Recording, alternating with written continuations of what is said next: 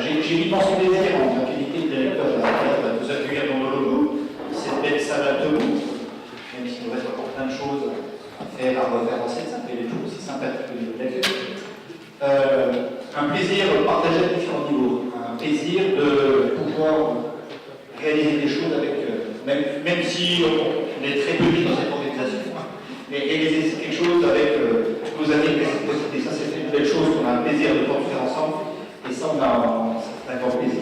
Mais un grand plaisir sur le thème que vous avez retenu, Monsieur le Président, autour des biodéchets. Bien entendu, c'est un terme qui nous intéresse tous autour de la table, mais nous, particulièrement au niveau d'Aurélia, de par nos différentes activités développées, autour de la restauration, principalement, et on a d'énormes questions là-dessus, sur qu'est-ce qu'on devra faire demain.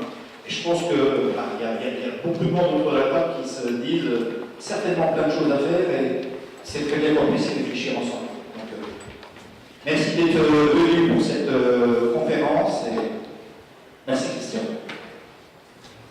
Merci Gilles, merci à Aurélia, merci à Pierre-Henri qui est responsable de la partie restauration. Il peut bien d'ailleurs directement ce soir. Voilà. Merci à vous tous d'être présents.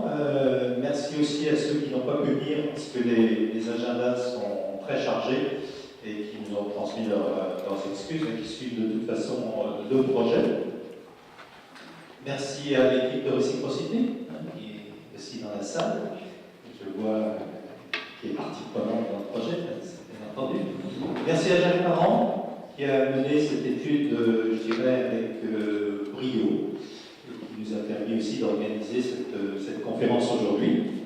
Et puis merci à Pierre Tonzone de KTS Productions qui va enregistrer toute notre après-midi donc en vidéo et on aura des actes qui vont être faits avec fidélité.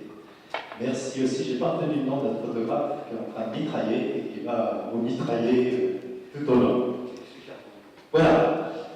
Je vais tout de suite passer la parole à Jacques parce que, comme vous avez vu sur l'invitation, on avait prévu la présence de Philippe Frémaux. Malheureusement, Philippe est hospitalisé et Jacques va nous donner quelques nouvelles. Merci Christian. Donc, Philippe Frémaux est vraiment désolé de ne pas être parmi nous cet après-midi. Il a été hospitalisé la semaine dernière et a dû retourner à l'hôpital. Son état de santé est sérieux, les nouvelles ne sont pas vraiment rassurantes et ce matin même, il m'écrivait en SMS qu'il démarrait sa chimio. Philippe fait confiance donc à Anne-Laure Federici du RTES, à Michel Milarès de GECO, à Jean-François Miellé d'Ecovalim pour mettre en évidence la création d'activités d'emploi possibles dans le domaine des biodéchets, la production d'énergie renouvelable, la coopération territoriale que cette filière peut générer si elle se structure avec l'appui des collectivités concernées. Pour Philippe Frémaux, qui compte bien se battre contre la maladie, ce n'est que partie remise. Il espère vous voir à Dijon en novembre prochain, aux Journées d'économie autrement, qu'il organise depuis plusieurs années pour le magazine Alternative Économie, à l'occasion du mois de l'économie sociale et solidaire. Les structures de l'économie sociale et solidaire ont depuis longtemps su concilier collecte, valorisation des déchets, réinsertion des publics en difficulté, conscients qu'elles peuvent apporter des réponses innovantes pour répondre aux enjeux de transition énergétique des territoires. En tant qu'organisateur des Journées d'économie autrement, Philippe Frémaux a donné son accord de principe il y a quelques semaines pour un atelier biodéchets, pour qu'un atelier biodéchets se tienne à Lyon avec deux objectifs: valoriser les initiatives comme celle de Réciprocité et valoriser votre belle aventure de réseau national qui se structure. Voilà, je ne vais pas en dire plus, nous adressons bien évidemment à Philippe tous nos vœux de rétablissement. Merci Jacques. Alors pourquoi cette table autour des biodéchets? D'une part, vous le savez tous, la législation est en train de se mettre en place, en fixant d'un cadre contraignant de calendrier. Ceci étant, la question est complexe. La question des biodéchets, c'est à la fois une question technique, mais pas que. Et aujourd'hui, on a encore relativement peu de recul sur ces solutions-là, y compris sur le modèle économique. Alors, ceci étant, il faut avancer. Il faut avancer, et la rencontre d'aujourd'hui, en fait, où on a réuni à la fois des experts et puis vous qui êtes des partenaires sur ce projet, à la fois pour nous informer et pour engager une réflexion collective sur le sujet. Donc on est bien aujourd'hui dans un échange d'informations, on fait un peu du benchmark à domicile. Vous évitez d'aller à Lyon, d'aller à Lille, d'aller à Lille aussi pour l'RTS. Voilà. On sait qu'il va y avoir des choix à faire qui seront à la fois des choix techniques, on va en parler tout à l'heure, des choix politiques et des choix socio-économiques. Ce sont tous les enjeux qu'on va aborder aujourd'hui. Et cette réunion constitue une étape dans un processus qui va se poursuivre. Ce n'est pas une fin en soi, et encore du travail à faire. Donc pour réciprocité, la réflexion autour des biodéchets a commencé il y a un an et demi à peu près avec l'éventualité de reprise de Pain contre la faim. On a travaillé sur le projet, il n'a pas pu se faire pour des raisons de situation financière. Ceci étant, il y avait une graine qui a été plantée. On avait déjà vu à l'époque qu'il fallait développer sur les biodéchets et qu'on ne pouvait pas se contenter d'être sur le pain pour avoir un modèle économique qui tienne. Donc on a commencé à travailler, on a continué à travailler. Réciprocité a sollicité Noréactive, qui a financé un DLA. L'objectif de DLA était de vérifier l'opportunité et les conditions de faisabilité d'un pôle déchets à réciprocité. Donc c'est Jacques Parent qui a mené l'étude, fin d'année dernière, jusqu'en septembre à janvier en gros, et on a fait une restitution de DLA le 18 janvier en présence de l'ensemble des partenaires. Donc cette étude a permis de rencontrer un certain nombre d'acteurs, comme on est allé chercher aujourd'hui, de recenser ce qui se faisait dans les régions, de rencontrer des experts et de commencer à fédérer un certain nombre de partenaires, dont Arelia, sur ce projet. À la lumière de cette première étude, donc il y avait l'accord des partenaires qui étaient présents pour la restitution du DLA, il a été décidé de continuer l'expérimentation, l'exploration. Le conseil départemental nous a débloqué une avance remboursable de 50 000 € qui va nous permettre de recruter sur un poste de responsable en fait, de ce pôle, qui va nous permettre d'avancer, et qui nous permet également de démarrer une étude technique de faisabilité sur ce genre de projet. Une expérimentation qui est faite avec GECO, dont on va vous parler tout à l'heure, en partenariat avec Arelia. Donc Michel Minares, ici présent, qui est directeur général de GECO, président, pardon, et puis Pierre-Henri, qui vont nous parler de cette expérimentation et de ce qu'on envisage de mettre en place. Voilà où j'en suis. Donc la question des biodéchets de façon plus large entre aussi dans des réflexions qui sont engagées aujourd'hui au niveau de l'État, de la région, de la métropole, de la ville de Nancy, sur la transition écologique, toujours énergétique, écologique. Les biodéchets, l'alimentation sont une partie en fait, de cette réflexion. Et aujourd'hui, il y a beaucoup d'effervescence autour de ça. Cette première analyse qu'on a pu faire nous montre que les solutions à mettre en place sur ce secteur de biodéchets impliquent une multiplicité d'acteurs. Ce n'est pas un acteur qui peut pouvoir tout faire, tout résoudre, et qui implique en particulier les collectivités, les associations et les industriels.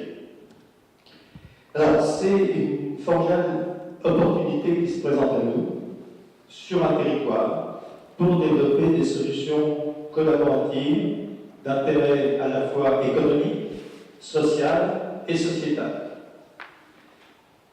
Social et sociétal parce que, effectivement, il y a un volet insertion qui peut se développer sur ces activités-là, mais il y a aussi la création d'emplois.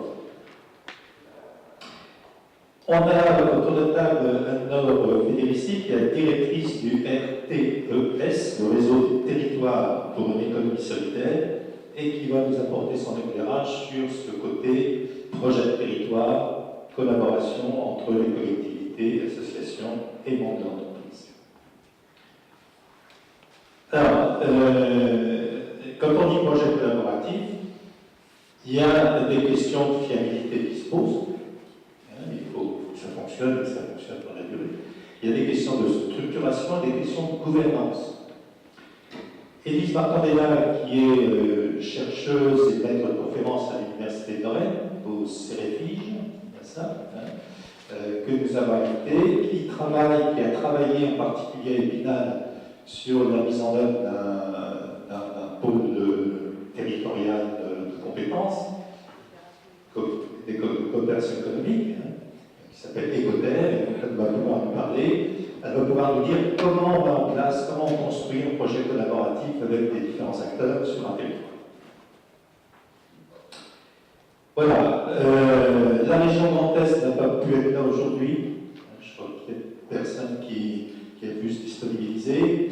Ils sont très partie prenante dans le projet, d'autant que la région soutient un appel à manifestation d'intérêt initiative, manifestation d'intérêt initiative territoriale, qui a pour objet de structurer des projets collectifs, novateurs, structurants pour le territoire. Et donc le projet Éco-déchets entre tout à fait dans cette catégorie de projets, et on va continuer avec la région et nos partenaires de voir comment on peut avancer sur le sujet.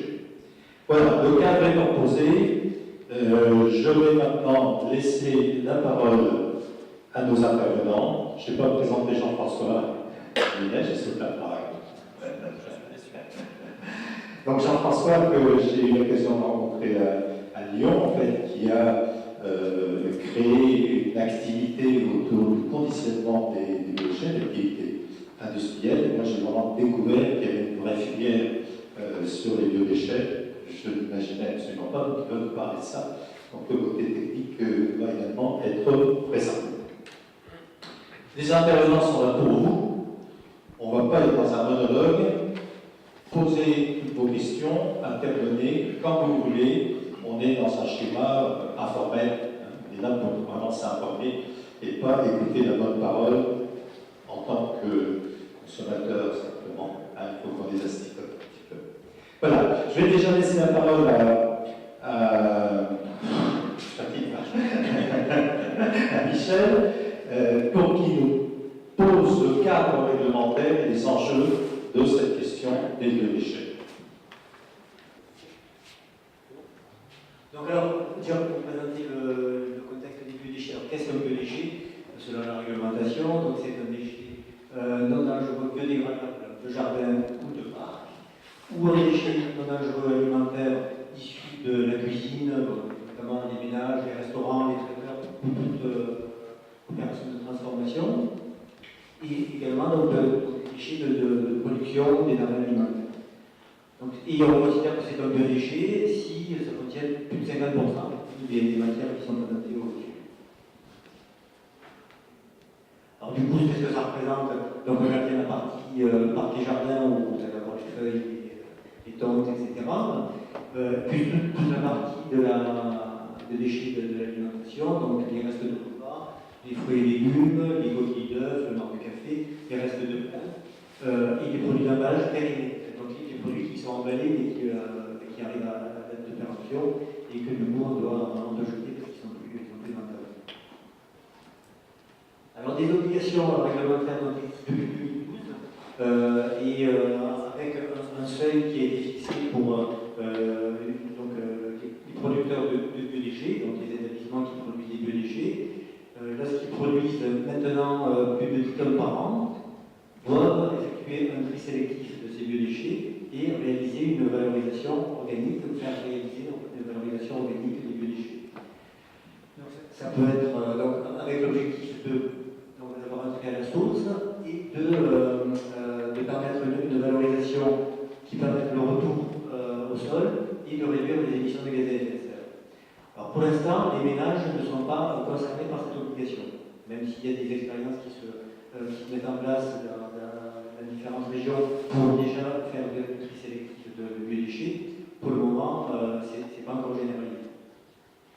Alors, dans la loi de transition écologique, un des objectifs, c'est de faire réduire ces seuils, et l'idée, c'est qu'en 2025, il n'y ait plus de minimum pour les professionnels, donc les premiers kilos, les biodéchets doivent être triés et valorisés. Et les ménages vont commencer à être concernés, et l'idée, c'est que donc, à partir de 2020, il y ait 15 millions de ménages, donc d'habitants plutôt, qui sont concernés par le tri sélectif des biodéchets, et 25 millions en 2025. Pour représenter qu'est-ce que ça donne comme gisement finalement les biodéchets en France, donc c'est déjà 31% des ordures ménagères résiduelles ou assimilées. Et les ménages représentent presque 70%, donc avec 15 millions de tonnes, c'est 10 millions de tonnes par an. Les activités économiques, donc avec les gros producteurs, ceux qui font plus de 10 tonnes par an, qui représentent 4,7 millions de tonnes par an. Et les activités résiduelles, qui font à peu près 2%, donc 2 millions de tonnes par an. Donc sur la partie qui concerne les gros producteurs, il y a quand même déjà 5 millions de tonnes qui sont des déchets de parc, donc des tonnes, et il reste 1,5 million de tonnes de déchets alimentaires, qui se répartissent comme cuit, donc avec du commerce, de l'industrie, de la restauration de boutiques, des marchés forains et du marché nouveau. Donc vous voyez un peu la répartition des volumes dans les différentes sous-catégories. Et alors, donc, avec les extensions des consignes de tri, on voit que le gisement des biodéchets qui va être concerné va augmenter, donc avec notamment les ménages. Et en 2025, on sera à 1 million de tonnes de biodéchets qui devraient être concernés par le tri sélectif et la valorisation sélective. Alors, pour quelle filière? Donc, on a vu tout à l'heure la réglementation pour mettre en avant le retour au sol. Et donc, effectivement, il y a une sorte de hiérarchie qui est proposée par la réglementation, avec premièrement le retour au sol, par du compostage individuel, notamment pour les ménages, du compostage industriel pour ça sera plus pour les professionnels, et la méthanisation, sans fermer la porte à d'autres valorisations possibles, comme l'alimentation animale, même si la réglementation se durcit là-dessus, ou d'autres valorisations matières. Les contraintes pour mettre en place cette valorisation, c'est déjà il faut réaliser le tri, déjà évaluer ses volumes, premier point, savoir combien on est, combien de personnes sont concernées, mettre en place le tri si on est concerné, mettre en place une collecte, donc avec des contraintes réglementaires, des agréments sanitaires pour les prestataires, une collecte qui doit être fréquente, c'est au moins 2 fois par semaine, et donc il y a un coût pour cette mise en place du tri et pour la réalisation de la valorisation, puisqu'on comprend bien qu'il y a une partie de transport, de logistique, et que c'est ça qui va coûter, plus le traitement du déchet derrière. Alors c'est encore une réglementation qui est peu appliquée. Pourquoi? Alors même s'il y a une réglementation qui existe, il y a encore des freins à cette mise en place, alors qui sont déjà, il y a un surcoût, donc les établissements qui doivent trier, ça leur coûte de l'argent, donc forcément on hésite un peu à s'y lancer, que ça réclame du temps d'investissement pour mettre en place et faire le tri. Beaucoup ne savent pas comment faire, ils ne savent pas comment s'y prendre, donc ils ne sont pas accompagnés pour ça. Il y a encore pas, on va dire plutôt peu de contrôle, ce qui fait que les sanctions ne sont pas appliquées, même si les sanctions peuvent être sévères, concrètement elles ne sont pas mises en œuvre. Et il manque encore une logique d'incitation qui fasse que les producteurs vont faire le pas pour se lancer dans le.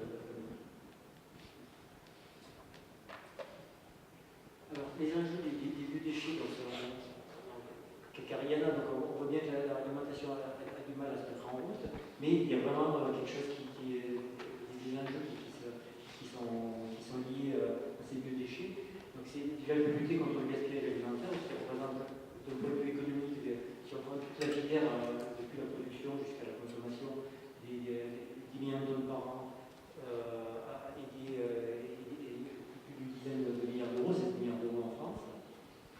Donc avec un développement d'une alimentation plus durable, donc, avec moins de gaspillage, nourrir plus avec autant de matière, des économies à tous les niveaux, pour les consommateurs, pour les producteurs, et pour les transformateurs et les restaurateurs. Une préservation de l'environnement, donc avec un retour à la terre qui est favorisé, donc on est bien sur un cycle de vie des aliments qui sont issus de la terre et qui y reviennent. Moins d'engrais chimiques, donc avec notamment l'utilisation du compost. La réduction des émissions de gaz à effet de serre, donc la lutte contre le changement climatique.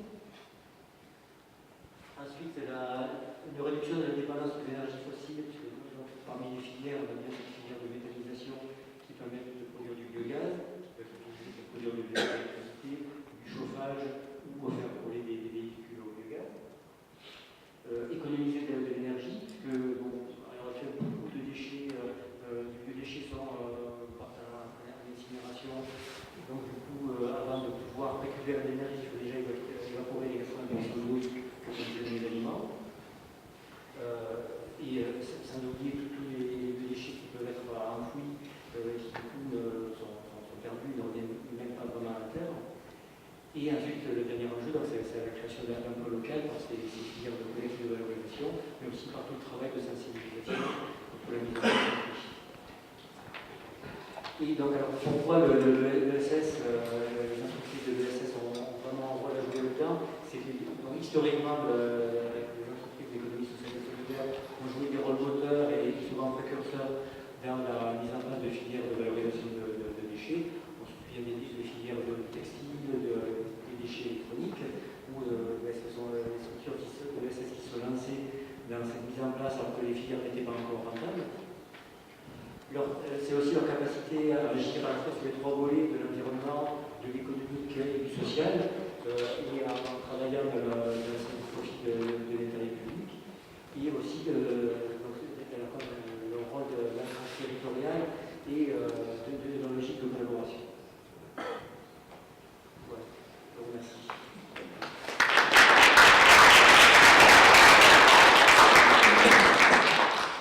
Merci Michel. Est-ce que vous avez des questions éventuellement à poser avant qu'on passe à la deuxième intervention? C'est clair? Si, moi j'avais une question. Oui. C'est juste parce que. C'est juste pour savoir, est-ce que vous savez comment ça se passe ailleurs? Parce que je vais en Italie en vacances, ça fait longtemps qu'on trie où ces matières, ces déchets. Est-ce que vous savez quelles sont les filières qui ont été développées en Italie? Peut-être que quelqu'un le sait. Oui, vous avez raison, effectivement, sur l'Italie, ça doit faire une dizaine d'années qu'ils ont mis en place effectivement ce tri à la source.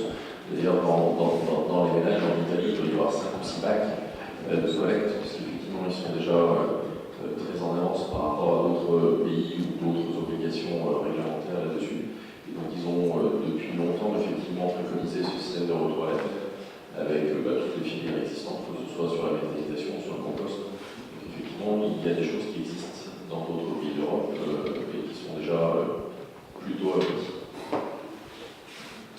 Voilà, je te propose de garder le micro, Jean-François, et puis de parler du process, de ce que tu as mis après ça. Eh bien, avec plaisir. Donc, moi, je vais essayer de vous parler un peu technique. Aujourd'hui, sans rentrer dans trop de détails, mais pour expliquer comment on peut se mettre une filière complète de biodéchets, il y a vraiment deux aspects importants. Il y a la partie amont, c'est toute la mise en place de la collecte technique, les camions poubelles, pour faire simple et pour imaginer, et la partie aval, qui va être effectivement toute la partie transformation de la matière, valorisation de la matière. Tout ça pour dire qu'effectivement, un projet de mise en place d'une filière de biodéchets, c'est effectivement en amont toute une phase de réflexion telle que vous êtes en train d'initier aujourd'hui, c'est-à-dire effectivement qui acteurs moteurs autour de la table pour alimenter tout ça. Mais derrière, il y a un vrai contexte industriel, et même si effectivement demain on s'inscrit dans une logique sur le projet que vous portez dans une logique de SS, derrière ça, il y a aussi effectivement un vrai besoin de structuration et d'organisation métier autour de ça. Donc sur la partie amont, on va dire la partie collecte, pour faire simple, il y a plusieurs méthodes de collecte, mais il y en a une que vous connaissez tous qui va s'appliquer plus particulièrement sur la collecte en porte-à-porte, la collecte des ménages. C'est purement et simplement les camions poubelles que vous avez l'habitude de voir dans vos rues qui font ce qu'on appelle de la levée de bac, c'est-à-dire ils prennent votre bac, ils le vident et ils vous restituent votre bac. Ça, c'est une méthode de collecte qui va être bien adaptée effectivement pour, on va dire, la partie centre-ville et la partie de l'habitat. Et il y a une autre méthode de collecte qui va être, elle, plus adaptée aux producteurs, aux acteurs directs et indirects de production de biodéchets. C'est tout le monde de la restauration, sur lequel, et quand je parle de restauration, ça peut être de la restauration de quartier, la restauration de centre-ville, mais aussi et surtout beaucoup la restauration collective. Et là, que ce soit la restauration collective dans le monde du scolaire, dans le monde de la santé ou dans le monde de l'entreprise. Et là, je vais citer des acteurs pour imaginer la chose, c'est tous les producteurs de déchets alimentaires dans le monde de la restauration collective, c'est des entités comme des Sodexo, des entités comme Meilleur, etc. Pour lequel, effectivement, le mode opératoire de collecte est plutôt dans une logique d'échange de bacs, c'est-à-dire qu'on prend des bacs pleins échangés par des bacs vides. Tout ça pour dire qu'effectivement, dans la mise en place d'une filière de déchets alimentaires, il n'y a pas une seule solution, il y a vraiment des solutions différentes avec des moyens techniques à engager qui sont là aussi différents, qui sont soit des camions poubelles, soit des camions plus à vocation traditionnelle pour s'adapter et pour répondre toujours dans la mise en place d'une filière de la sorte à des obligations réglementaires. Michel en a parlé, il y a effectivement une obligation de fréquence de collecte, mais pour essayer aussi de répondre à un certain nombre de freins qui sont naturels de la part des restaurateurs ou de vous demain au domicile, c'est-à-dire ok, mais ça va créer des nuisances, ça sent mauvais, je vais avoir effectivement un certain nombre de contraintes vis-à-vis des petites bébêtes qui volent, des petites bébêtes qui rampent, pardon, qui vont se créer parce que si je stocke des déchets alimentaires de la sorte.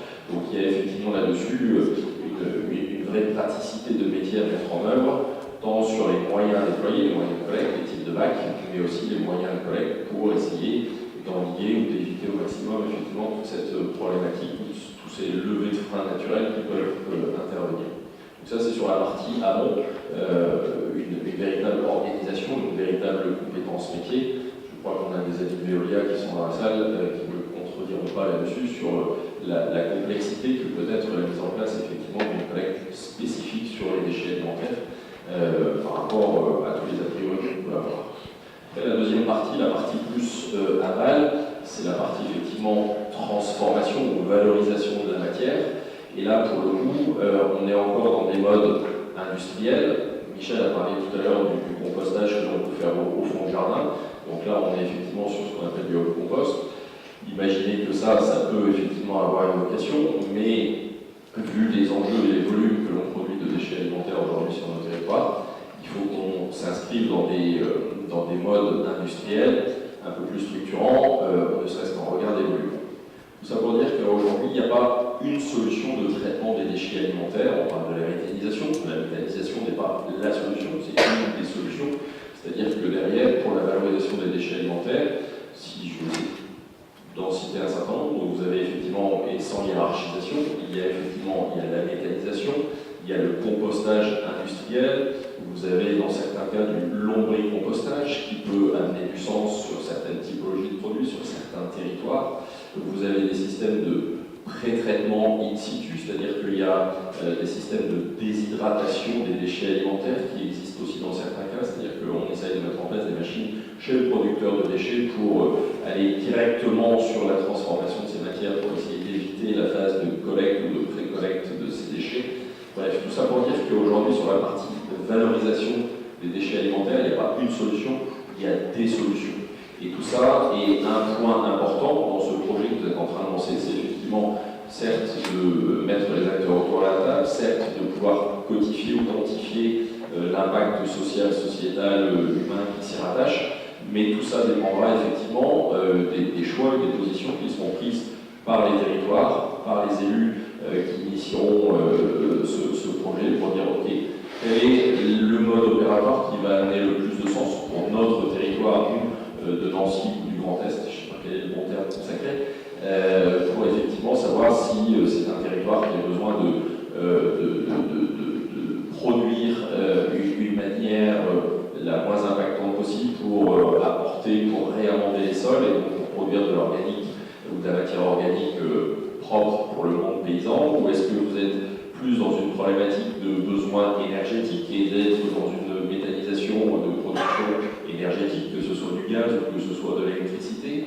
Bref, tout ça c'est une vraie réflexion amont à avoir dans la globalité de ce projet pour après pouvoir prendre les bons choix techniques, opérationnels et industriels qui s'y rattachent, en ayant toujours en ligne de mire effectivement cette obligation ou ce postulat de base de la loi Grenelle 2 de l'environnement qui disait mettons en place un système de retour à la terre pour être cohérent et pour essayer d'être le moins impactant possible et d'essayer de reprendre les bonnes pratiques de nos anciens qui effectivement avaient bien avant nous effectivement inventé le bon système de valorisation des déchets alimentaires en les retournant à la terre.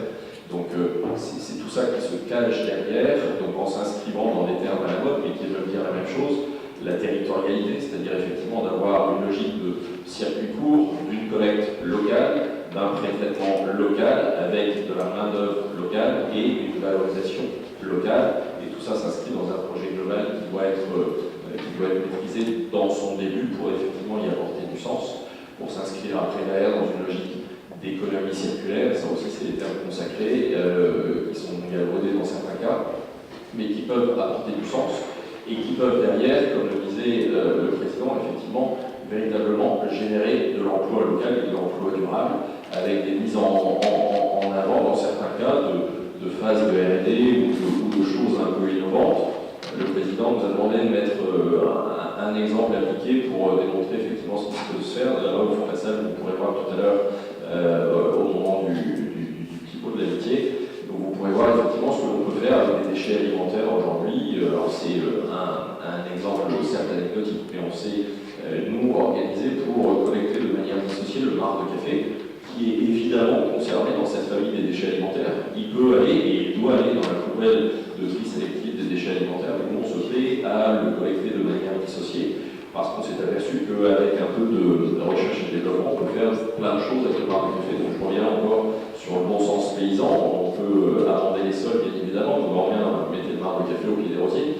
Aujourd'hui, c'est un des applicatifs que l'on a, mais en essayant d'exploiter effectivement tout ce qui est à notre disposition de développement industriel aujourd'hui, on verrait qu'on peut fabriquer par exemple du plastique en barre de café. Tous les articles que vous verrez sur la table là-bas sont des articles qui sont fabriqués en marque de café. Ça ressemble étrangement à du plastique, mais ça n'en est pas. C'est effectivement du marque de café. Tout ça pour dire qu'avec un peu de bon sens, un peu de réflexion sur une amont de projet, on peut vraiment essayer d'apporter des choses innovantes et surtout avec un véritable impact économique de retour sur l'investissement, parce que tous les déchets alimentaires et le marc de fleurs, en l'occurrence, qu'on arrive à collecter de manière dissociée, c'est du déchet qui ne rentre pas dans la poubelle, c'est du déchet qui effectivement n'a pas de coût économique pour la collectivité de passer qui est en incinérateur aujourd'hui ou qui est en centre de méthanisation demain. Donc tout ça peut effectivement apporter un véritable projet quand il est bien mené, il est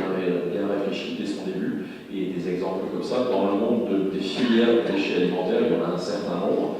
Et en le prenant à sa base et à son début, il y a effectivement de belles perspectives pour des structures de l'insertion sociale, puisque effectivement ça rentre complètement dans le spectre de ce que vous évertuez effectivement à développer avec des filières innovantes dans le monde du déchet, que ce soit pour les déchets électroniques et tout un tas de choses. Vous parliez du pain tout à l'heure, qui était un projet qui malheureusement n'a pas pu être perduré. Mais voilà, tout ça s'inscrit dans cette logique-là. Tout ça pour dire qu'il y a des vraies choses intéressantes à faire au niveau du biodéchet, dans une logique industrielle, mais dans une logique aussi qui peut être industrielle locale. Et quand je dis industrielle, c'est pas forcément des usines. Là, c'est pas une visée contre nos amis de chez Veolia, c'est pas des énormes usines effectivement qui vont passer des millions de tonnes, c'est vraiment des logiques locales et territoriale. Là, vous avez quelques exemples, quelques photos sur une visite qui s'est passée chez nous, puisque effectivement, un point important, et sans rentrer dans trop de détails, mais les déchets alimentaires, quand ils sont collectés, avant de pouvoir être valorisés, ils ont besoin d'être pré-transformés et de transformer ou de pratiquer ce qu'on appelle des soupes de déchets alimentaires, parce que quand on récupère les déchets dans le monde de la restauration, bien souvent il y a des impuretés, c'est-à-dire qu'on n'est pas à l'abri d'un écolier qui a laissé passer la cuillère ou le couteau, effectivement, ou carrément l'assiette dans la poubelle, ou le pot de yaourt. Donc on a besoin effectivement de sortir ces indésirables pour ne pas les retrouver dans nos champs au moment de l'épandage après la transformation. Donc on a mis en place des filières ou un système de ce qu'on appelle de déconditionnement. Donc là je pense que vous avez la photo qui est là-haut, qui est une ligne de déconditionnement qui transforme, qui fabrique de la soupe de déchets alimentaires pour après aller dans les usines de méthanisation et pour effectivement aller jusqu'à son terme de valorisation matière de manière optimale et la plus propre et la plus réglementaire possible, puisque derrière tout ça, Michel en a parlé rapidement, mais effectivement, une filière de biodéchets aujourd'hui, c'est vraiment quelque chose qui est réglementé, puisqu'on touche aux déchets, et notre beau pays, la France, est un pays réglementaire, et en particulier dans le monde du déchet. Donc effectivement, tout ça est sous couvert d'autorisation, d'agrément, que ce soit sur la partie collecte, on a eu des agréments de collecte spécifiques, on a des agréments spécifiques pour la transformation de la matière, tout ça étant géré par des organes de tutelle qui sont les services vétérinaires ou les services de l'AREAL, de la DTP, suivant les territoires.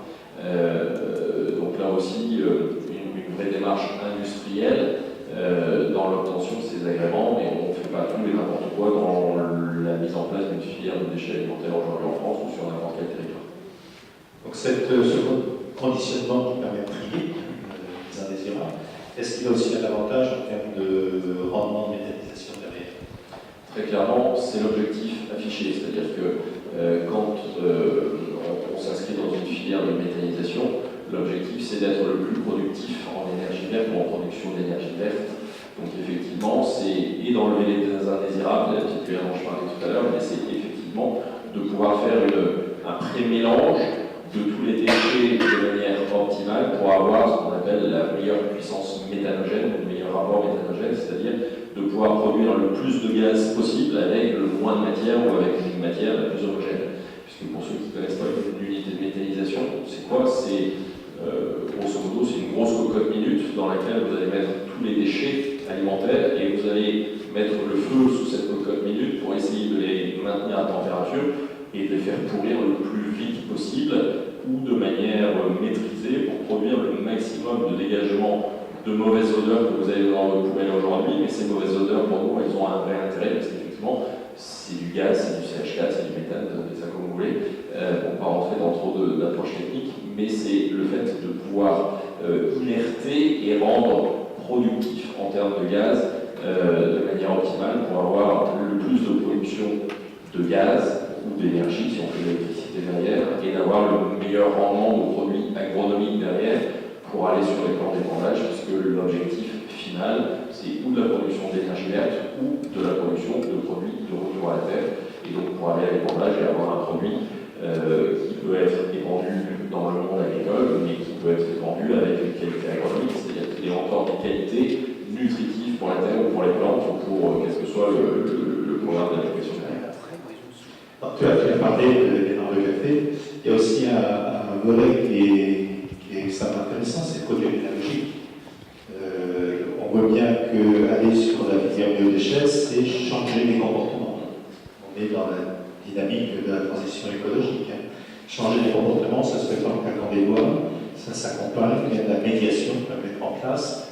Et en particulier, moi, ça m'avait frappé des plateaux de self en barre de café qui permet aussi de dire aux jeunes dans les collèges, etc. Les beaux plateaux sur lesquels vous mettez, c'est de recyclage de barre de café. Il y a un effet pédagogique qui est important, il y a un levier important. Ça, c'est effectivement un point important parce qu'aujourd'hui, la première réaction quand on met en place une nouvelle filière, c'est ce sentiment de il y a encore une poubelle à gérer, encore un tri, encore un acte de tri, encore un geste supplémentaire. Et donc c'est d'essayer d'apporter du sens, de dire ok, tu dois trier les déchets alimentaires, mais voilà, c'est vraiment empreint de sens et d'intérêt et social et sociétal et économique, etc. etc. Et ça amène du sens. Et l'exemple du bar de café, clairement, dans les écoles, c'est un vrai support qui fonctionne, puisque vous verrez là-bas, on a des plateaux de type plateau de cantine qui sont faits en bar de café. Et donc, la logique de l'économie circulaire, elle s'applique pleinement. Alors, pas forcément dans le monde de l'école, mais si vous avez, certains d'entre vous, vous allez manger au restaurant d'entreprise de là où vous travaillez, le premier geste que vous faites, c'est effectivement, vous prenez votre plateau avant de passer au self. Et le dernier geste que vous faites, c'est que vous buvez votre café. L'économie circulaire, elle se démontre parfaitement par rapport à ça. Donc on s'inscrit là-dedans, et effectivement au niveau des écoles, sur la région d'où je viens, donc sur le Grand Lyon, il y a effectivement une vraie démarche qui est faite au niveau tant de la région que du département pour essayer d'inscrire ce geste de tri au niveau des jeunes. Sur déjà le geste de tri au moment de la dépose plateau, c'est d'apprendre à faire la séparation des différents déchets et derrière d'apporter un vrai programme pédagogique tout au long de l'année sur voilà, c'est quoi une usine de méthanisation, c'est quoi du gaz d'énergie verte, c'est quoi la production électrique aujourd'hui, ou l'électricité, comment elle peut être faite de manière différente, etc. Donc c'est un véritable enjeu qui peut avoir pas que localement de la création d'emplois sociaux, pas que localement d'éviter de payer des taxes sur les ordures ménagères, pas localement que d'avoir des camions poubelles en plus dans la rue, etc. Il y a une vraie logique, il y a un vrai concept, il y a un véritable intérêt, mais encore une fois, si les élus, dès le début, intègrent effectivement tout le bénéfice qu'ils peuvent en tirer. Et là, c'est pas forcément que l'économie, c'est pas que forcément du retour sur investissement, mais c'est un vrai projet ambitieux et qui peut vraiment intégrer toute la ville, effectivement, à tous les niveaux. Et on sait que les enfants sont des vecteurs très efficaces pour faire bouger les parents. Là, ça ne coûte rien à la collectivité. Et Michel a parlé tout à l'heure de 2025. 2025, c'est effectivement les parents des enfants qui vont devoir le faire. Donc aujourd'hui, d'éduquer les enfants pour le 2025 de demain, c'est le bon début du geste de tri qui va devoir s'opérer à la maison demain. Donc là, on c'est maintenant qu'il faut y aller, et c'est les collectivités demain qui vont mettre en place la collecte vont s'évacuer à mettre des agents du tri, des ambassadeurs du tri pour essayer d'expliquer, etc. Alors qu'ils ont des millions d'ambassadeurs du tri gratuits dans les écoles pour effectivement commencer à initier la démarche et que les jeunes disent à leurs parents, quand le nouveau bac marron, parce qu'il sera marron, arrivera à la maison, de dire non mais papa, maman, je t'explique ce que tu dois mettre dans le bac marron, c'est ci et c'est ça, et tu dois pas mettre ci, et tu dois pas mettre ça. Et ça c'est gratuit. Et les parents de café sont compostables. Absolument. On est bien dans une économie circulaire. Multiples solutions, multiples partenaires. Je vais passer la parole à Alain Pédérici. Comment est-ce qu'on peut mobiliser les partenaires, en particulier les collectivités, des associations, des entreprises, sur un projet comme ça? Bonjour, peut-être un mot sur le RTES, parce que merci de nous avoir invités, sachant qu'on n'est pas du tout, le RTES n'est pas du tout à la maison spécialisée sur la question des biodéchets. Il y a plein de choses avec les interventions précédentes et passionnantes. Honnêtement, je pensais que ça pouvait être aussi intéressant. Le RTE, c'est un réseau de collectivités locales qui a été créé il y a une quinzaine d'années, des collectivités qui mettent en place des politiques de soutien à l'économie sociale et solidaire sur leur territoire. Et donc c'est un réseau d'échange de pratiques entre collectivités, c'est un réseau de formation pour les élus et pour les services de collectivité, et c'est aussi un réseau qui essaie de faire avancer la place de l'économie sociale et solidaire dans les politiques publiques au niveau national et au niveau européen, puisque on a bien vu que les politiques nationales ont un impact avec ce que Michel évoquait sur la loi de transition énergétique. On pourrait aussi évoquer la prochaine loi économie circulaire qui est en discussion aujourd'hui. Et le niveau européen a également un impact très important avec les engagements fin 2030 de la fin de l'enfouissement des déchets, qui est donc imposé par le niveau européen.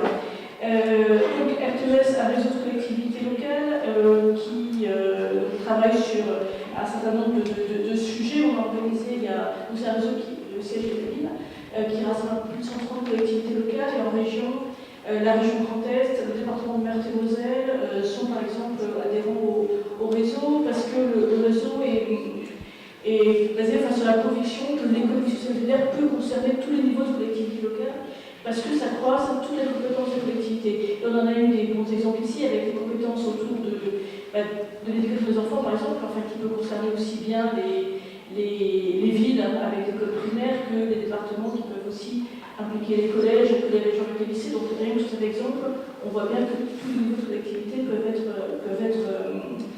être concernés. Alors, par rapport à ce qui a été qu'on a organisé une rencontre il y a 2 jours à Nancy, sur la question du développement rural et de la place des acteurs de l'économie sociale dans le développement rural. Et vraiment, enfin, ce qui m'a frappé, c'est que ce qui a été dit, c'est l'importance de la coopération entre différents acteurs pour favoriser le développement des territoires.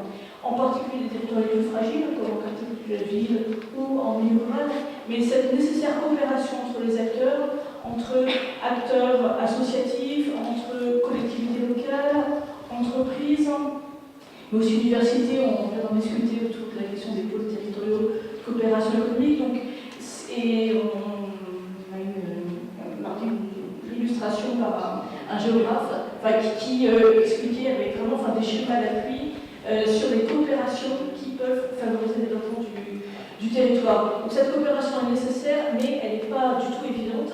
Elle est même souvent assez difficile pour plusieurs raisons. Enfin, je pense qu'il y a des réseaux de cultures qui sont différentes entre collectivités, entre associations, entre entreprises. On revient très souvent aussi la question de la temporalité qui est différente. La temporalité au sein d'une collectivité est quand même très souvent rythmée par les élections. Et là, on voit aujourd'hui la difficulté aussi de travailler avec des villes, des intercommunalités, compte tenu de la période électorale qui s'avance. Donc cette question de temporalité, elle rend aussi le travail en collectif plus compliqué. Et puis, il y a aussi la question, vraiment un ingrédient qui est indispensable, c'est la question de la confiance. La confiance entre les différents acteurs. Et cette confiance, elle se construit dans le temps, elle se construit par des projets qui commencent à être partagés et elle ne peut pas se décréter d'emblée. Donc il y a vraiment cette notion de temps nécessaire pour la construction des projets. Et Michel est rapide sur GECO, ça fait combien de temps 12 ans que GECO existe. Et on voit bien ce temps que ça a demandé pour construire petit à petit des relations avec les différents acteurs et aussi avec les collectivités locales. Enfin, la confiance nécessaire dans les collectivités pour les différents solutions proposées par les acteurs, c'est vraiment un point qui est important. Et plus ça demande de temps, et plus vous allez démarrer vite, parce qu'il n'y a pas de temps à perdre. Tout à fait. Et il n'y a pas de temps à perdre parce que les enjeux environnementaux aujourd'hui sont effectivement particulièrement criants. Les enjeux sociaux aussi, on a rappelé le fait que les acteurs de l'écosystème contribuent à créer des emplois dans le territoire. Et aujourd'hui, il y a besoin de ces emplois, des emplois non délocalisables. C'est un élément qui est effectivement urgent. Et donc l'importance de démarrer dès aujourd'hui ces questions. Je voulais juste dire un mot par rapport à ce que Michel indiquait sur le fait que les acteurs de l'ESS travaillent sur cette dimension depuis très longtemps. C'est vrai, mais c'est aussi vrai qu'aujourd'hui, il y a aussi d'autres acteurs qui s'intéressent à ces domaines et qu'on voit dans différents domaines que l'ESS a permis de défricher beaucoup de filières. Et la difficulté, c'est que quand cette filière commence à être rentable, par l'évolution de l'environnement, par la fiscalisation, par un certain nombre de facteurs, on voit aussi des acteurs qui s'intéressent à ces filières. Et le travail qu'on essaie de mener au sein du RTES, c'est de sensibiliser les collectivités locales à l'intérêt de travailler avec les acteurs de l'ESS, de construire avec les acteurs de l'ESS des filières qui soient dans le domaine des déchets, du réemploi, dans le domaine de la mobilité, dans un tas de domaines où l'ESS contribue vraiment à créer des emplois qui ne sont pas délocalisables, contribue aussi avoir une certaine relocalisation de la valeur ajoutée. La valeur ajoutée qui est produite, elle reste dans le territoire, et l'ESS s'appuie aussi sur les ressources du territoire, la participation des habitants, bénévoles. Enfin, voilà, il y a un tas d'arguments qui font que les acteurs ESS sont particulièrement bien placés, on va dire, pour aborder ces enjeux, mais que ce n'est pas toujours évident quand on a en face de grosses entreprises qui commencent à s'intéresser à ces marchés émergents. On parle beaucoup d'intelligence collective, mais ça c'est vraiment une opportunité de développer l'intelligence collective au niveau d'un territoire. Oui, tout à fait. Tout à fait. Alors, les collectivités ont un rôle qui est vraiment important à jouer. On a vu la compétence gestion des déchets, le service public de gestion des déchets est assuré par aujourd'hui ces compétences des intercommunalités de métropole, qui aujourd'hui donc compétences de la collectivité locale. Elles ont un rôle également important à jouer sur la prévention, sur les politiques de réduction des déchets, d'amélioration de la collecte du tri. Elles ont aussi un rôle important à jouer au travers de leur politique d'achat, leur politique d'achat responsable, et au travers des marchés publics qu'elles peuvent émettre, que ce soit pour la gestion des déchets ou pour d'autres marchés. Il y a vraiment un rôle important des collectivités que dans le cadre de ces marchés publics, il puisse y avoir donc ce qu'on appelle des clauses sociales ou environnementales qui permettent de s'assurer que le service va vraiment profiter au territoire et à ses habitants. Pour citer une citation que j'aime beaucoup de Sénèque, c'est pas parce que c'est difficile que nous n'osons pas, c'est parce que nous n'osons pas que c'est difficile. Donc on va oser. Élise, un projet collaboratif, c'est quoi? On signe un papier, on est d'accord pour travailler ensemble, ou c'est quelque chose de structuré, d'organisé, avec un certain nombre de règles? Comment on fonctionne sur un projet collaboratif? Alors, je vais déjà me présenter, je suis chercheur en sciences de gestion, je travaille au CEREFIG à l'Université de Lorraine, et donc quand je regarde les projets collaboratifs, je les regarde avec ces lunettes-là de chercheurs en sciences de gestion.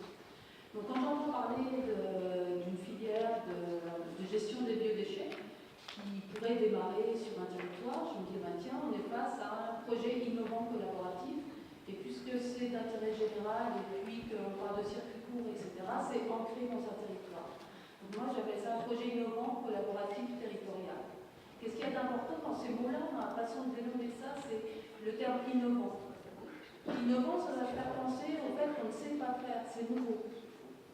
Donc c'est quelque chose qu'on va devoir aborder différemment des autres projets qu'on a l'habitude de gérer dans son organisation, chacun à sa façon. L'autre terme important dans ce projet innovant collaboratif, c'est le collaboratif. C'est pas tellement naturel chez nous. On a l'habitude de traiter ces projets, même des projets complexes, au sein de son entreprise, avec des règles qui sont établies. On sait gérer, même si c'est difficile, on sait gérer le projet complexe au sein de son entreprise parce que quelqu'un a écrit les bonnes pratiques pour gérer un projet complexe dans notre entreprise, ou dans notre laboratoire, ou dans notre collectivité. Donc c'est difficile, mais il existe des outils, des instruments de gestion pour gérer ces projets. Quand on est face au projet innovant collaboratif, interorganisationnel sur le territoire, où sont les règles? Est-ce qu'elles sont écrites? Quelles règles s'appliquent? Ça semble tout bête comme ça, mais c'est une prise de conscience qui prend très longtemps pour chacun des acteurs réunis autour du projet collaboratif. Chacun travaille bien dans son organisation et pense que c'est un projet comme un autre et qu'on va pouvoir appliquer cette façon de travailler au projet collaboratif. Et pourtant, dans ces projets collaboratifs, vous allez avoir des chercheurs qui travaillent en respectant plutôt la cogestion, il n'y a pas vraiment de hiérarchie dans la recherche. Vous allez avoir des chefs d'entreprise qui, pour certains, appliquent plutôt un management hiérarchique. Vous allez avoir des collectivités qui doivent défendre l'intérêt général. Et puis, chacun a ses façons de travailler. Et par exemple, si je prends l'exemple d'un projet qu'on a suivi dans un pôle de compétitivité, avec un pôle de compétitivité, on avait autour de la table un manager qui avait un management très hiérarchique. Il disait, de toute façon, il faut un chef qui prend la décision à la fin, c'est comme ça. Alors j'avais beau lui expliquer en tant que chercheur, j'étais impliquée en tant que chercheur avec l'équipe sur le management du projet, lui expliquer que actuellement il n'y avait pas de chef pour l'instant, on n'avait pas décidé, il pouvait y avoir un chef dans une deuxième étape, mais pour l'instant il n'y avait pas de chef. Et que justement le travail en amont c'était de créer ces nouvelles règles de gouvernance, ces nouveaux outils de gestion, etc. Et bien ça s'est conclu par l'abandon du projet par cette personne qui, c'était positif, c'était pas un échec quelque part, puisqu'au bout de 3 ans, il a dit, si l'autorité doit être partagée, moi je ne veux pas. Donc lui a pris conscience de ça, il ne pouvait pas travailler dans un management de ce type-là, et le projet a pu continuer par la suite sans cette personne qui n'était pas la bonne personne. Donc ça peut arriver qu'un projet collaboratif ne se fasse pas, et c'est pas un drame, des fois c'est mieux parce que sinon ça peut durer, et puis on n'arrive jamais à prendre des décisions. Donc nous, ce qu'on étudie, ce qu'on se rend compte avec la pratique, c'est que sur le territoire, quand on a identifié les bonnes parties prenantes pour gérer le projet, il reste le plus gros du travail à faire, c'est-à-dire faire prendre conscience à ces personnes réunies autour de la table qu'il va falloir travailler ensemble à la création d'une gouvernance et de nouvelles règles de travail. Et une fois que ces personnes réunies autour de la table acceptent qu'il va falloir apprendre, et bien là, ça va mieux parce que les méthodes existent. L'intelligence collective, quand vous êtes prêt à tester l'intelligence collective, c'est super efficace. Mais tant que vous n'êtes pas prêt à le tester, vous n'en connaîtrez pas les biens des autres. Concrètement, nous, en tant que chercheurs, c'est comment on peut accompagner les acteurs des projets vers cette phase où elles acceptent d'apprendre ensemble et puis de créer ces nouvelles formes de travail. Ce qui m'intéressait, c'est que vous avez une approche chercheur, mais un accompagnement terrain, pratique, c'est pas la recherche fondamentale. Ah oui, non. Alors nous, on fait ce qu'on appelle la recherche action participante éthique, c'est-à-dire qu'on considère que la connaissance ne se crée pas dans le laboratoire, mais qu'on a chacun, je veux dire, c'est en travaillant avec les praticiens qu'on arrive à trouver des solutions. C'est pas dans son laboratoire tout seul, c'est en étant là avec un regard extérieur. Ça c'est important aussi, c'est l'intérêt d'avoir un médiateur, ça peut être un chercheur, ça peut être quelqu'un d'extérieur qui va regarder différemment et puis faciliter le retour réflexif, c'est-à-dire faire prendre conscience à chacun des acteurs de sa façon de travailler, si elle a qualité ou pas, des difficultés rencontrées, des tensions qui émergent de la confrontation des modes de travail différents, etc. Nous, on est à l'affût de ça.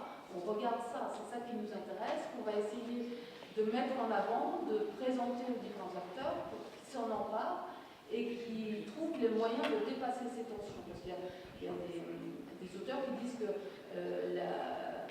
la dynamique du projet, elle vient des tensions. Parce qu'il y a des tensions, on va être obligé d'inventer quelque chose de nouveau et qu'on va créer une nouvelle solution qui va permettre d'avancer. Donc ce qui est intéressant, c'est qu'on a des espaces qui se créent comme ça pour faciliter la rencontre des acteurs et puis faire émerger ces projets innovants. Par exemple, on peut citer les PTCE, la suite Florence, la suite d'Épinal, où c'est un lieu, et c'est rare, ça a des espaces qui vont permettre la rencontre de ces différents acteurs, chefs d'entreprise, collectivités, chercheurs, etc. Pour, au moins, on a déjà le lieu pour essayer d'apprendre à travailler ensemble pour faire émerger des projets innovants. Donc, au-delà des structures juridiques des uns des autres, c'est une vraie organisation avec une équipe, des règles, des fonctions transverses, en fait, qui vont, à partir d'un projet, mettre en place les compétences et les fonctions nécessaires. On pourrait demander aux deux responsables de personnes qui travaillent dans les PTCE de nous expliquer, non? Arnaud,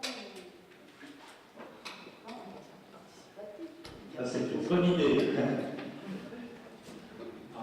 Bonjour, effectivement, je suis le chef de projet du pôle écolitaire, donc à Épinal. Donc ça fait 3 ans, c'est une opération qui a été menée avec des membres qui sont le conseil départemental, la communauté d'agglo d'Épinal, le SICOVAD et Evodia, qui sont donc les 2 acteurs principaux de la récupération et du traitement des déchets sur les Vosges, et une entreprise d'insertion qui est Revalpress, qui est également spécialisée dans la récupération des déchets, notamment les déchets blancs, Et enfin, une grosse, puisque c'est le chantier d'insertion le plus important sur les Vosges, il s'agit d'AMI. Donc effectivement, tous ces acteurs se sont mis autour de la table en disant on va essayer de porter des projets innovants. Il faut que économiquement ils soient bien évidemment solides. Il faut que ça apporte de l'emploi et il faut que ce soit dans l'économie sociale et solidaire. Alors comme vient de l'expliquer Élise, eh bien la première étape, vous voyez les acteurs étaient tout de même très différents les uns des autres. Il a fallu effectivement, et ça a duré près d'1 an, qu'on se mette autour de la table et qu'on essaye de trouver une gouvernance adaptée, que chacun fasse un petit peu abstraction de ses compétences, de sa manière d'aborder les sujets, pour essayer de faire en sorte que le groupe apporte quelque chose. Et finalement, ça a abouti, c'est le premier projet qui aujourd'hui est sorti, vous en avez peut-être déjà entendu parler, c'est donc la légumerie, conserverie champignonnière qui est à Certigny. Il se trouve que sur Certigny, il y avait le site Lactalis qui a quitté le département, et donc on avait un grand espace qui pouvait l'utiliser. Et en se posant la question, c'est vrai que c'était un peu la tarte à la crème, on entend partout parler de légumerie, mais personne ne se lance vraiment. Alors, finalement, on a lancé cette étape. On a essayé d'étudier sur le département tout ce qu'il y avait comme maraîchage disponible. Ensuite, on est allé voir tous les acteurs de la restauration collective. Donc, ça passe par les collèges, les lycées, mais ce sont les EHPAD, c'est tout ce qui est médico-social. Et on a essayé de déterminer le nombre de repas que ça pouvait créer. On est arrivé à un chiffre de 10 millions qui représentait un certain nombre de tonnes de légumes. Donc on a, avec les producteurs aujourd'hui, parce qu'on s'aperçoit que le maraîchage est insuffisant dans les Vosges, c'est pour vous expliquer aussi l'évolution d'un projet. On démarre avec une idée, puis finalement, on va au fur et à mesure s'apercevoir qu'il y a des tas d'autres projets qu'on peut raccrocher à notre démarche. Donc là, aujourd'hui, on a lancé cette légumerie. On s'est aperçu qu'avec la saisonnalité, eh bien, tant par les écoles ou les lycées qu'il fallait servir au niveau des légumes que par la production, qui est à certaines périodes, surtout dans les Vosges, eh bien, on allait associer une conserverie qui va démarrer l'été prochain. Et puis pour lisser tout ça, on a lancé une champignonnière. Aujourd'hui, on est en train de s'intéresser au séchage de tout, ou la lyophilisation de tous ces produits. Voilà, donc ça c'est une première démarche. Mais d'autres acteurs sont plus intéressés par le déchet. Donc là aussi, on a aujourd'hui, avec le conseil départemental, lancé une première expérience qui est donc l'utilisation de la biomasse en bordure de route. Les départements sont chargés des routes nationales, routes départementales, comme vous le savez. On s'aperçoit qu'il y a de l'herbe en bordure de route, qu'on ne sait pas toujours bien la ramasser. Donc avec une entreprise qui s'appelle Noremat, qui est finalement qui conçoit des machines, on a essayé de voir comment on pouvait le couper correctement et à quelle saison on pouvait le faire, de mettre des chantiers d'insertion dans le circuit. Que vont faire ces chantiers d'insertion? C'est finalement passer dans toutes ces bordures de route pour ramasser toutes les cochonneries qu'il peut y avoir de façon à ce qu'elles soient utilisées et quelquefois valorisées. Ensuite, de ramasser cette herbe.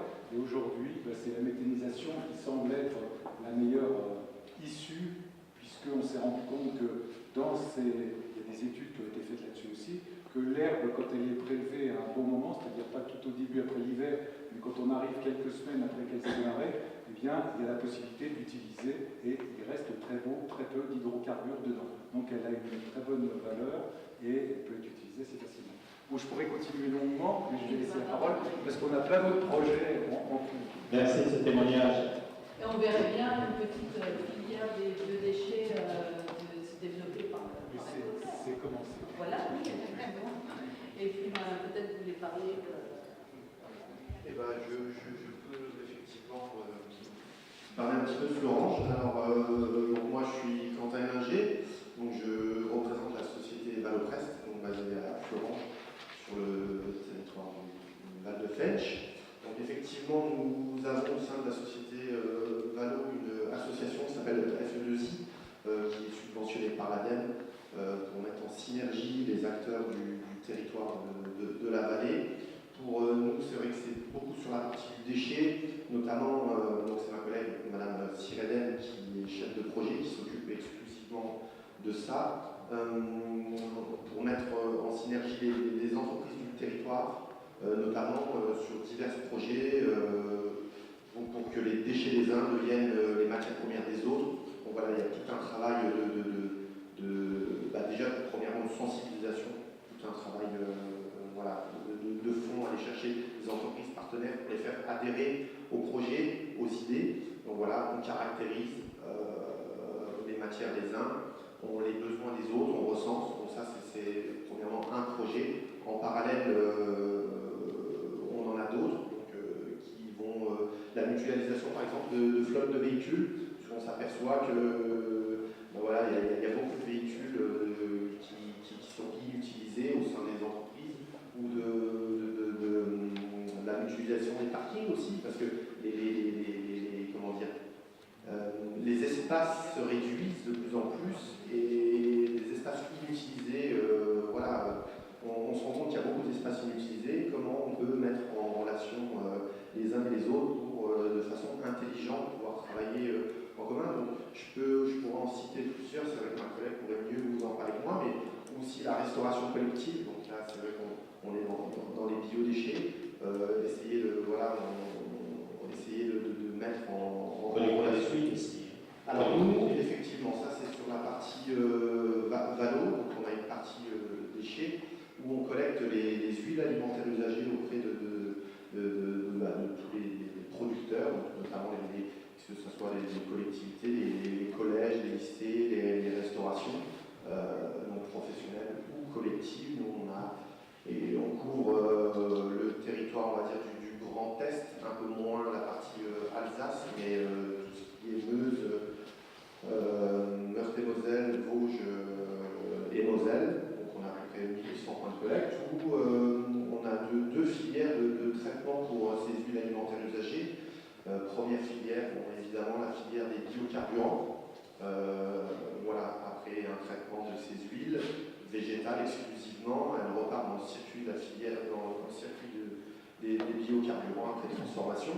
Mais on a développé aussi voilà, un traitement au sein de la société des huiles qu'on transforme nous-mêmes en biolubrifiants. Donc premièrement des biolubrifiants pour les huiles de chêne de tronçonneuse. Voilà. Pour abattre des arbres, on a besoin de lubrifier cette chaîne et on transforme donc les huiles végétales en huile de chêne. Et également là on va lancer la commercialisation des huiles de décoffrage des banches de maçonnerie. Parce que dans les ouvrages du bâtiment, voilà, pour couler du béton, pour parler un peu plus technique, pour qu'il se démoule bien, comme vous pouvez beurrer un moule de gâteau, et on a besoin de beurrer, de huiler les banches de maçonnerie pour développer ça. Donc c'est vrai que c'est les filières de Valo sur les huiles alimentaires usagées. On voit bien à travers des exemples qu'il y a une fonction recherche et développement qui est importante dans ce domaine. Il y a encore plein de choses à découvrir de façon peut-être ponctuelle, mais globalement, il y a de la valorisation à faire. Merci de ces témoignages.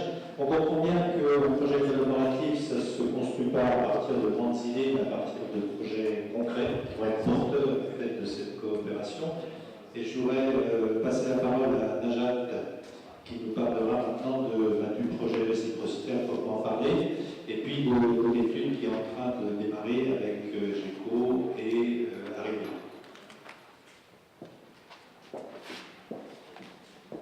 Bonjour à tous et merci d'être présents aussi nombreux aujourd'hui. Donc réciprocité, donc moi c'est une association que j'ai découverte il y a plus de 2 ans. J'étais déjà à l'époque très surprise et intéressée par la diversité des activités qui étaient menées par l'association, notamment dans son pôle médiation sociale au sein duquel les partenariats étaient vraiment développés et diversifiés avec de différents partenariats publics, privés. Et donc petit à petit, j'ai commencé à un petit peu mieux appréhender l'association. Et très rapidement, donc, on a commencé, comme l'a expliqué Christian tout à l'heure, l'aventure de cette de ce projet de création des biodéchets a démarré donc, avec le rapprochement avec l'association Pain contre la faim qui malheureusement n'a pas pu se réaliser. Et quoi qu'il en soit, l'idée est restée. Et donc le défi a été relevé de commencer cette réflexion à travers donc, le débat qui était mené en lien avec Jacques Parent. Et donc avant de reparler des biodéchets, je voudrais tout d'abord remercier toute mon équipe qui est quasiment au complet aujourd'hui et qui nous a permis d'aller jusqu'au bout de son rapprochement avec Pain contre la faim, sans lesquels on n'aurait pas eu cette idée, en permettant l'intégration des équipes, l'intégration logistique, financière et administrative. C'était quand même une année assez remarquable sur tous les plans. Et je suis ravie aujourd'hui de pouvoir continuer à relever le défi à travers cette nouvelle filière qui sort des activités habituelles de réciprocité, mais qui fait complètement, qui rend dans une logique de développement continuel et de réflexion incessant sur quelles sont les nouvelles activités, les nouveaux développements qu'on peut mener. Alors pour ceux qui ne connaissent pas réciprocité, il y a deux pôles principaux. Le pôle technique sur lequel on intervient, dans lequel on intervient en service aux entreprises et aux collectivités, et un pôle de médiation que j'ai cité tout à l'heure, avec des services et des activités variées. On a des partenariats différenciés, donc notamment les énergéticiens avec EDF, Engie, on fait de la médiation à la SNCF, on fait de la médiation à la Poste, on travaille avec la métropole sur la gestion en rue, et on travaille également avec les bailleurs sociaux sur différents domaines, et avec les bailleurs sociaux, notamment sur la question des déchets, mais là plutôt des déchets, on va dire, des encombrants, des choses comme ça. Donc, ceci pour vous dire que moi, il me semble que notre association est tout à fait légitime pour pouvoir à la fois réfléchir et développer cette nouvelle activité. Par rapport à ce pôle technique dont je viens de vous parler, puisqu'on a acquis toutes les compétences techniques et logistiques nécessaires à la réflexion en complément de ce que vont nous apporter les réseaux. Et par rapport au pôle médiation pour lequel on va réfléchir et perfectionner nos compétences acquises en médiation sur la médiation déchets. Une thématique qu'on peut également développer.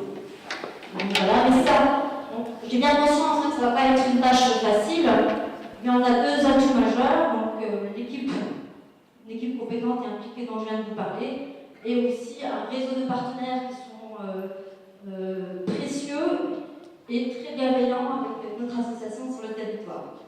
Donc, pour compléter cette équipe, on vient de recruter une nouvelle personne qui va se positionner sur le poste de chargé de mission. Donc, Émilie Poulain nous rejoint dès la semaine prochaine. Et Émilie, on s'est positionné donc, sur son CV. Pourquoi? Parce que d'une part, on a une bonne connaissance, très bonne connaissance du champ de l'insertion sur le territoire, et d'autre part, parce qu'elle a déjà une expérience dans le domaine des déchets, grâce à ton expérience, Émilie, au sein de Pain contre la faim en 2004. On connaît déjà un petit peu les déchets à travers l'activité de retraitement du déchet pain. Avant qu'il y ait des problèmes. C'est pas elle qui a contribué à la fin de Pain contre la faim, bien sûr. Donc voilà, bienvenue Émilie, et puis bon, je compte moi vraiment sur tous ici présents aujourd'hui pour nous soutenir dans ce challenge, et grand merci à nouveau à toute l'équipe que j'ai un petit peu délaissée ces derniers temps. Voilà, merci à tous, et puis merci Christian. Merci.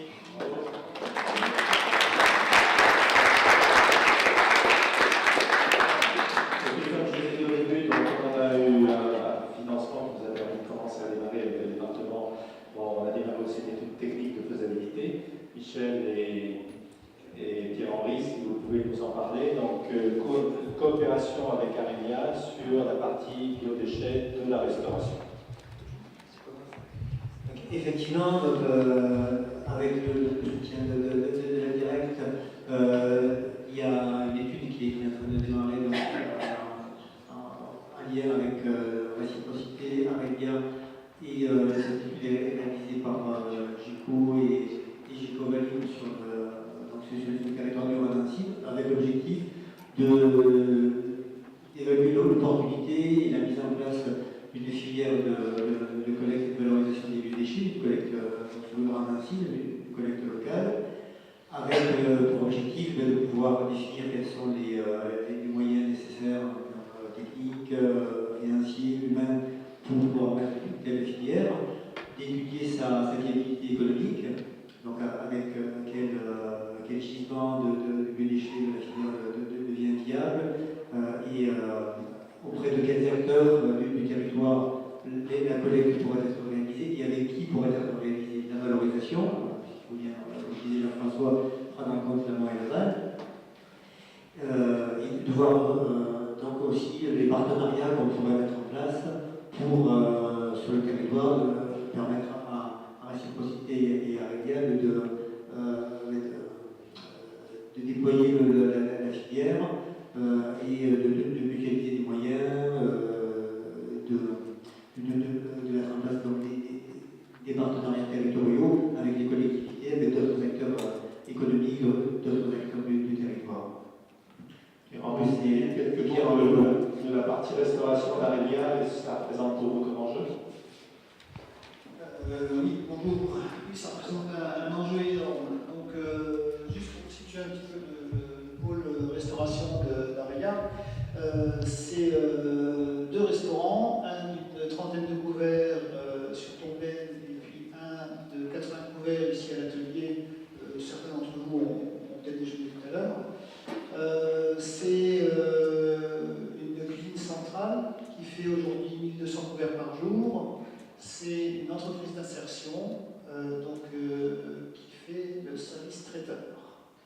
Ça veut dire qu'aujourd'hui, non seulement je travaille, je nourris des personnes, mais justement, pour vous dire que tout ce pôle-là représente une vingtaine de salariés permanents et presque 100 salariés en insertion. Alors, tout ça pour vous dire que je produis non seulement des repas, mais je produis beaucoup de déchets. Les déchets en début de chaîne, lorsqu'il va falloir faire les préparations, etc. Et les déchets, beaucoup plus difficiles aujourd'hui à gérer, en fin de chaîne. Le CEF que nous avons, je suis en train de faire une étude depuis qu'on s'est rencontrés, donc on a mis en place certaines choses, et je suis en train de faire une étude sur le poids des quantités qui vont être jetées, donc qui ne pourront pas resservir, qui ne peuvent pas être resservées, etc. aujourd'hui. Je suis par mois entre 500 et 600 kilos, pour vous donner une idée, de déchets qui sont jetés.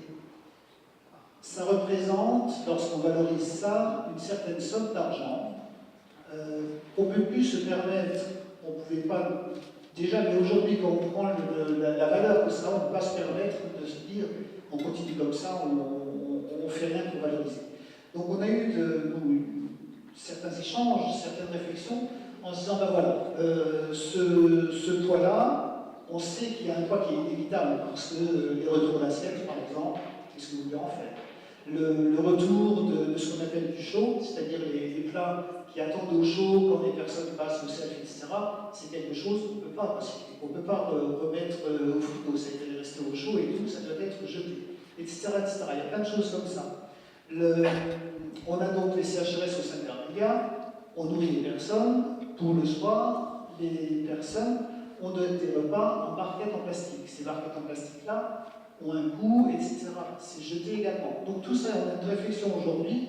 Comment on peut faire pour valoriser tout ça, pour essayer de diminuer ce coût, pour essayer de travailler différemment, parce que c'est changer des habitudes, etc. Alors, je trouve que la double peine, c'est que, je vous ai dit tout à l'heure, on travaille avec pratiquement une centaine de personnes en insertion. Les personnes en insertion que nous accueillons, que Arelia accueille, ce sont des personnes qui sont en CHRS, ce sont des personnes qui viennent de l'extérieur, etc.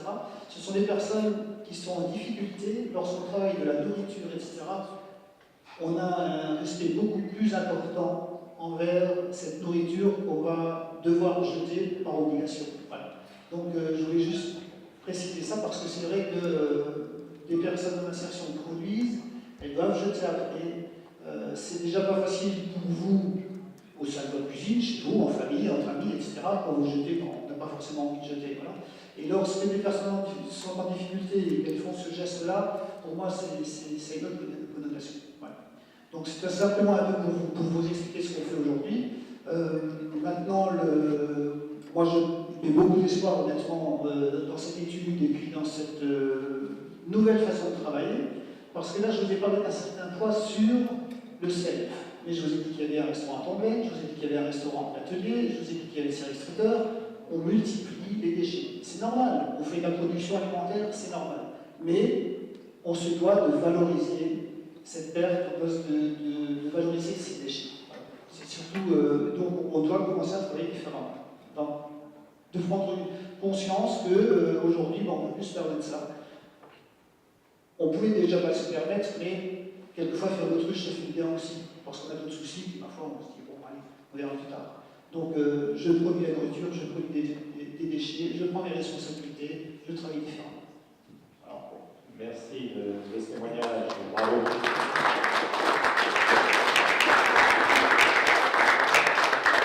Et puis pour ceux qui ne connaissent pas, il y a le restaurant L'Atelier à côté où on mange très très bien, dans un cadre tout à fait agréable, et je vous le conseille. Voilà. Jacques, je te propose en tant que consultant où tu as rencontré tous nos partenaires, tu as appris à le connaître aussi, on ne se connaissait pas avant, peut-être de donner un petit peu ton avis, ton retour par rapport à ce qu'on est en train de mettre en place. Et je ne t'ai pas oublié. Bravo pour ça. Oui, un regard rapide parce que beaucoup de choses ont déjà été dites, et puis un regard d'autant plus facile à donner que le DLA est terminé et qu'il est déjà payé. Vous voyez, il n'y a plus rien à gagner là-dessus. Pour dire que le DLA, vous le savez, diagnostic local d'accompagnement, a été accordé par un comité d'engagement qui comprend l'État, la région, le département, la Caisse des dépôts et conciliation. Et moi, j'ai pris beaucoup de plaisir à mener ce DLA parce que quand, en tant que consultant, je réponds, souvent ma première crainte, c'est est-ce qu'il y a bien une adéquation entre le cahier des charges sur lequel j'ai répondu et ce que je découvre sur le terrain? Est-ce que je vais rencontrer des administrateurs suffisamment motivés, impliqués et qui vont m'aider parce que c'est certainement pas un consultant avec coup de baguette magique qui résout les problèmes. On ne fait qu'accompagner, qu'apporter des solutions. Bien évidemment, j'avais répondu en m'associant à un spécialiste, en l'occurrence avec Michel Gécourt, on est tous les deux des Hauts-de-France, et je connaissais depuis un certain temps ses implications, et puis j'ai régulièrement des informations qui me sont données par le RTES. Le RTES non seulement apporte des conseils aux collectivités, mais aussi aux consultants que nous sommes. Et j'ai constaté que progressivement, effectivement, les administrateurs se sont impliqués, les salariés se sont impliqués, et la directrice, je le dis, non pas pour la flatter, mais pour dire la réalité des choses, dès le début, à toutes les réunions avec le département, M. Barbier, nous avons reçu, Mme Fortier, Mme Zimmermann, il y a beaucoup de personnes qui nous ont reçus, expliqués, écoutés, et progressivement, on a construit des choses avec un certain nombre d'acteurs, et c'était assez intéressant. Et le DLA du 18 janvier, Christian, que tu citais tout à l'heure, a été particulièrement significatif, puisqu'il y avait quasiment tout le monde, sauf, mais ils se sont excusés, et on les a vus à la réunion Tresson mardi en venant au département, la région, on a vu M. Rillet, on a vu Mme Mansoura qui étudie nos dossiers, on a croisé Mme Zuber, et tu viens de voir Mme Roussel au niveau de la région, donc ils n'étaient pas là, je dirais, à la restitution, mais étaient... Ils sont partants. Ils sont complètement partants, effectivement. Donc, des administrateurs qui se sont impliqués, Jean-Marie, il faut le dire, qui nous a mis en relation avec Arélia, avec Gilles, avec Pierre-Henri, et effectivement, à un moment donné, là aussi, on a retenu cette petite phrase, Stéphane Barbier, la politique à petits pas, il faut aller progressivement, et ce premier partenariat, pour moi, en tant que consultant, réciprocité, Arélia, sur une base de 1000 repas par jour, c'est la première étape qui fait qu'on va aller plus loin. Les attentes sont fortes. Le département, alors quand est-ce que vous allez vous occuper, on l'a bien entendu, Madame la Vice-Présidente, quand est-ce que vous allez vous occuper des collèges, des maisons de retraite? Et vous avez raison, mais on y va, pas à pas. Pour l'instant, nous attendons une réponse, et l'État est dans la salle, on passe un petit clin d'œil.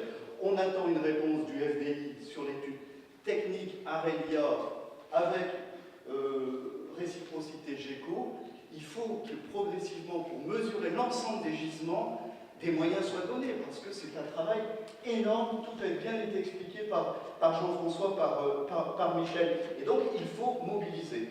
L'association est parfaitement légitime, je pense que tu as raison de le dire, Najat, parce que vous touchez des partenaires publics, vous touchez aussi des partenaires privés, vous travaillez avec EDF, avec LG, avec la SNCF. On a rencontré ensemble, effectivement, Veolia. Vous avez su mobiliser des crédits d'ingénierie. Il faudra encore en mobiliser parce que la recherche-développement, Jean-François a insisté là-dessus, et c'était très bien aussi au niveau des interventions, c'est fondamental. Vous avez su aller chercher des ressources extérieures, on vient de les citer, mais vous avez aussi su mobiliser des ressources locales. Ressources locales, on l'a dit, du côté d'Arelia, l'Université de Lorraine, ça me paraît fondamental. La ville, Madame Letou était avec nous, elle devait nous quitter, mais la ville vient de pondre une étude. On a commencé avec Michel à la regarder. 75 restaurateurs du centre-ville ont été auditionnés. Alors, on ne va pas rentrer dans les détails techniques, mais ça nous donne aussi des possibilités pour voir ce qu'on peut faire du côté des biodéchets chez les restaurateurs. Ils ne sont pas auditones pour l'instant, donc il y a plutôt un travail pédagogique à mener, on y reviendra. Et puis quatrièmement, et moi j'étais très content que Quentin vous preniez la parole, parce qu'effectivement, en faisant un petit peu l'environnement, ma première remarque de consultant, c'était de dire biodéchets, très bien, pain, attention, il y a du positif, du négatif, on ne va pas rentrer dans le détail.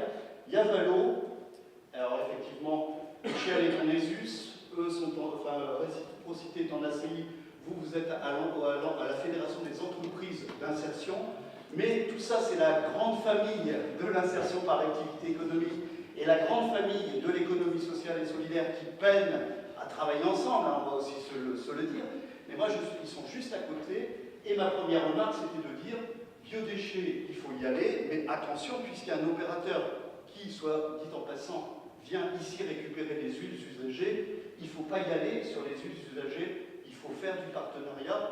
Donc j'espère qu'avec votre présence aujourd'hui, il faut trouver des solutions. Tout ça pour vous dire que voilà, les choses sont en route, il y a encore du travail, il faut continuer à mobiliser les ressources. Des négociations sérieuses sont en route sur un appel à manifestation d'intérêt, initiative territoriale. Ça pourrait être l'occasion, effectivement, de conforter l'action qui est menée. Voilà tous les encouragements que je voulais citer cet après-midi. J'ajouterais le partenariat qu'on a avec la Banque alimentaire, qui fait partie de notre conseil d'administration, avec lequel il y a aussi des complémentarités à jouer sur ce créneau-là. Madame la vice-présidente, est-ce que vous voulez nous parler aussi des enjeux pour le département?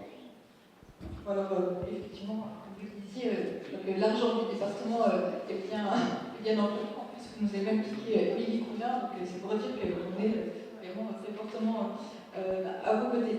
Vous disiez tout à l'heure, Jean, in fine, le but de tout ça, c'est bien la transition écologique.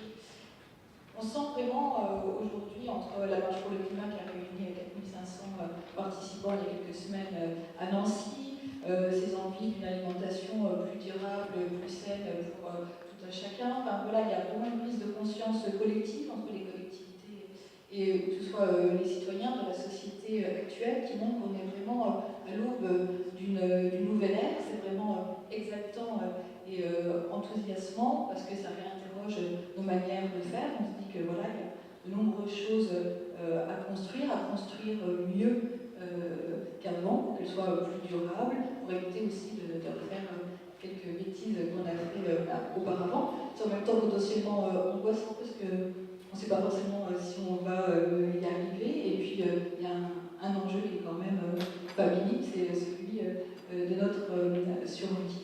En tous les cas, voilà, on se dit aujourd'hui, ce qui est important, c'est de travailler différemment.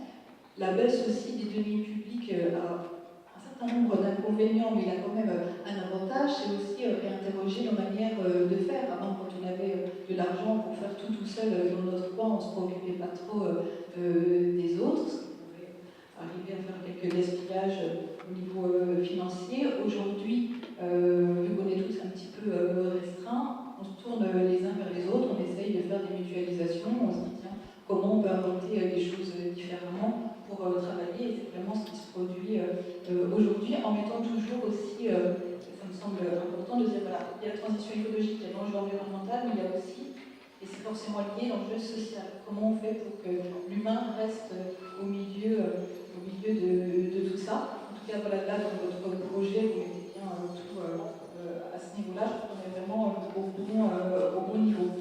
Sur la question des déchets, quand je disais tout à l'heure qu'il ne faudrait peut-être pas reproduire les bêtises du passé, c'est sur la question des déchets, le meilleur déchet, c'est celui d'abord qu'on ne produit pas. Donc la première des actions qu'on a à avoir sur ces déchets, c'est bien sûr la lutte contre le gaspillage alimentaire. Le département y est fortement engagé, notamment dans les collèges, dont il a la responsabilité au niveau des cantines. On tourne autour de 160 grammes de déchets alimentaires par élève, ce qui est un peu moins important que le niveau national, on doit être autour de 180 grammes, mais ça représente quand même quasiment un quart de l'assiette des enfants. Il y a quelque chose d'assez indécent. Donc le travail est double, lutter contre le gaspillage alimentaire, et puis ensuite il y a des déchets qui sont incompressibles quand on épluche les légumes, et puis voilà.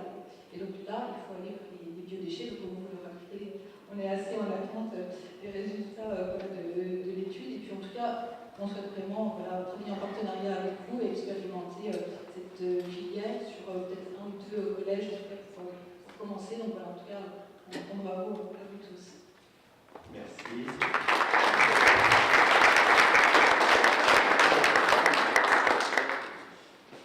Peut-être que au niveau de la métropole, M. Frisch nous a rejoint, il y a aussi une compétence déchets importante. Est-ce que vous pouvez nous dire quelques mots sur les enjeux au niveau de la métropole? Bonjour, je suis arrivé très en retard, j'espère que vous m'en excuserez, donc je n'ai pas pu suivre tout ce qui s'est dit. J'ai participé par contre à toutes les réunions qui ont eu lieu au préalable dans le cadre du BLA. Alors, effectivement, je dirais que pour nous, les enjeux sont importants, puisque la plupart des restaurateurs sont collectés aujourd'hui dans le cadre de la gestion des déchets ménagers et assimilés, les restaurateurs faisant partie des assimilés. Et effectivement, il y a aujourd'hui un réel enjeu sur les biodéchets. Donc c'est avec beaucoup d'intérêt qu'on participe à la réflexion qui est menée actuellement, donc par réciprocité. Donc on espère bien voir avancer, aboutir cette démarche par le biais peut-être d'abord d'expérimentation qu'on accompagnera pour éventuellement voir se généraliser donc, ce type de collecte sur le territoire.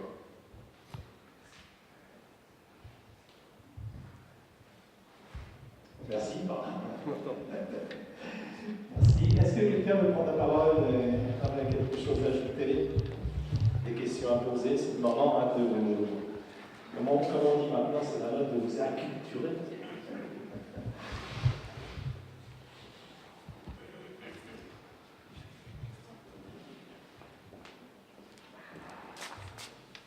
Moi, je parle en tant que présidente de la banque alimentaire de Meurthe-et-Moselle.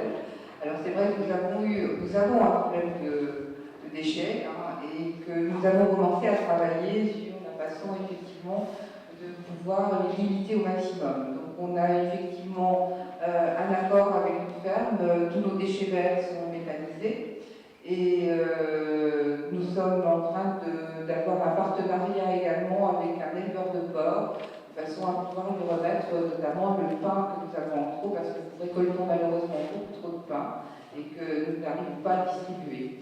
C'est vrai que nous essayons de trouver des partenaires par ailleurs pour essayer de faire de la transformation parce que tout à l'heure on parlait effectivement de saisonnalité des produits et que pour nous c'est quand même un problème quand nous recevons des palettes complètes de fruits et légumes que nous n'arrivons pas à distribuer parce qu'ils vont tous arriver le même jour et que même les personnes en difficulté ne peuvent pas se gaver et que nous cherchons effectivement des solutions pour pouvoir les transformer.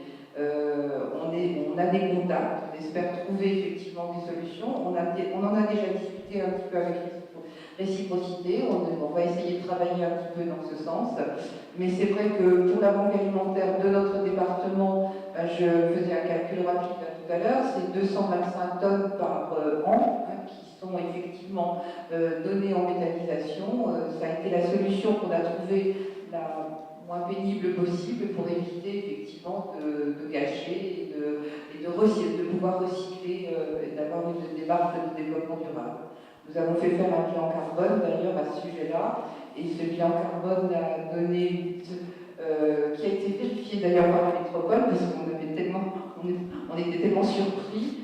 C'est l'équivalent de gaz à effet de serre que produirait un véhicule qui roulerait par an 160 millions de kilomètres. Merci. Voilà, et on serait vraiment très heureux si on arrivait à avoir un partenariat très actif justement sur la gestion des déchets assaisonnés.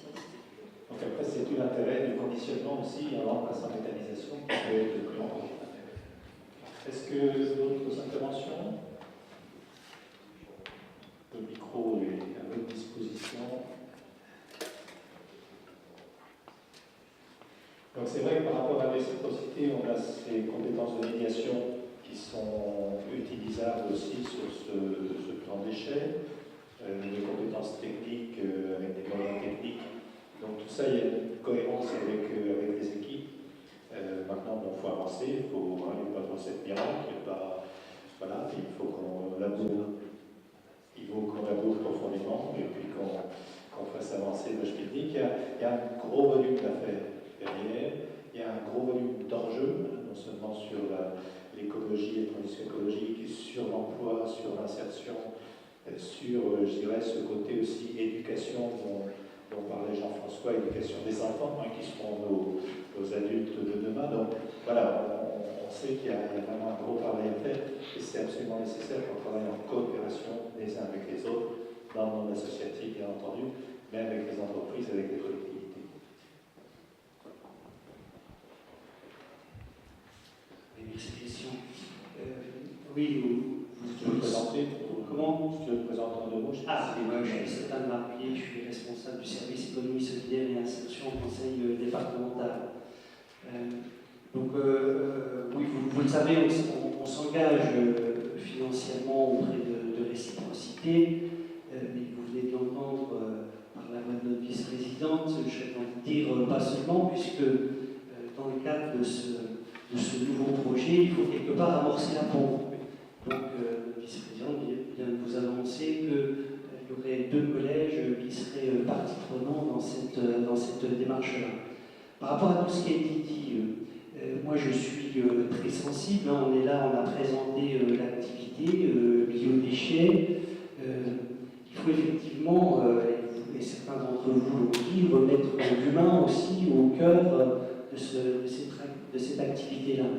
Et nous finançons pour l'instant des questions qui sont liées effectivement à l'insertion, à l'emploi et à la formation.